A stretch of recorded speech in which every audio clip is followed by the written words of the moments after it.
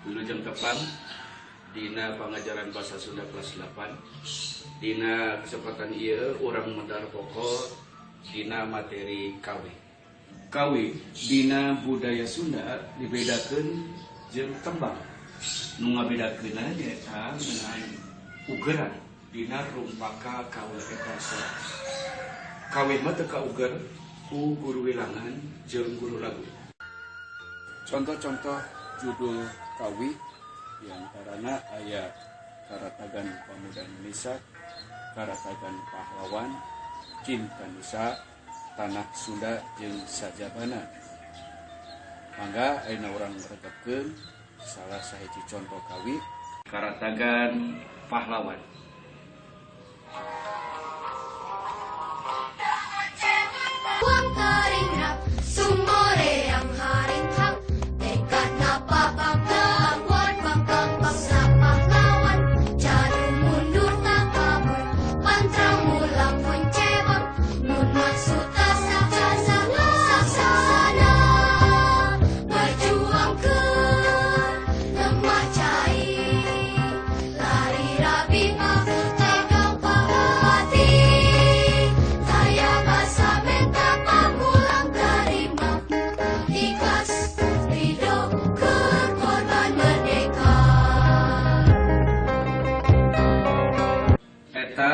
Contoh kawi anu judulna Karatagan Pahlawan.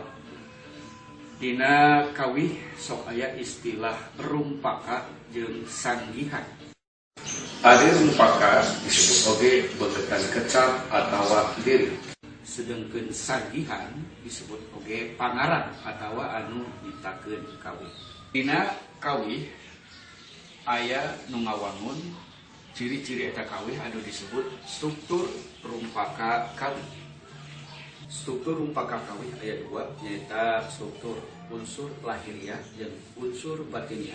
Nu kaasup unsur lahiriah nyaeta imaji, simbol jeung wirahma atawa musikalisasi. Sedangkan unsur batiniah nyaeta tema, amanat, nada, rasa.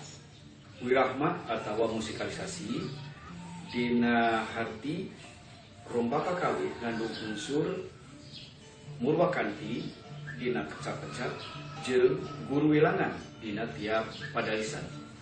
Ari nu dimaksud murwakanti eta sorak musarua vokal tungtung dina kecap. Urang regepkeun tingali kumaha hiji kawi anu judulna Karatagan Pamuda Indonesia.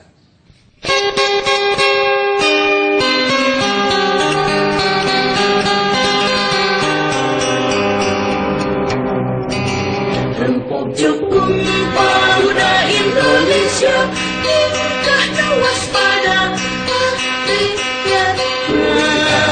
rasa jari, raga sopan, kukuh, kuat tahan coba.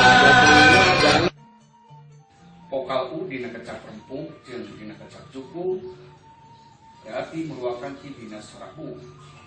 Vokal A dina kecap Pamuda jeung dina kecap Indonesia merupakan dina sorak A. Kanggo pancen salajengna urang ngabahas ngeunaan maham eusi kawi. Begituna urang regepkeun ieu kawi teras paradikeun eusina naon eusi kawi eta. Hirup teh gampang, teu cukup ku dipikir dan bari kudu dilakonan. Jangan kehirupan teu salawasna datar, aya mudun jeung tanjakan. Kudu sabar dina kurang ulah nepak dada beunghar, eling kanu maha agung.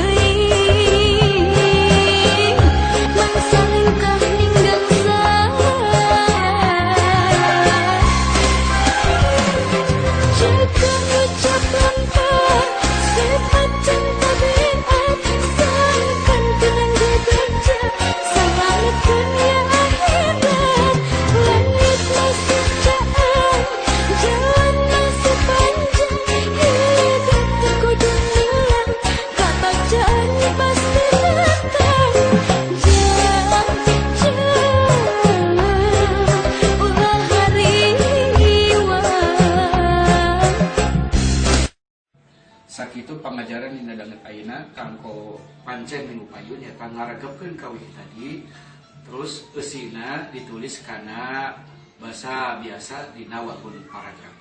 Atur nuhun. Assalamualaikum warahmatullahi wabarakatuh.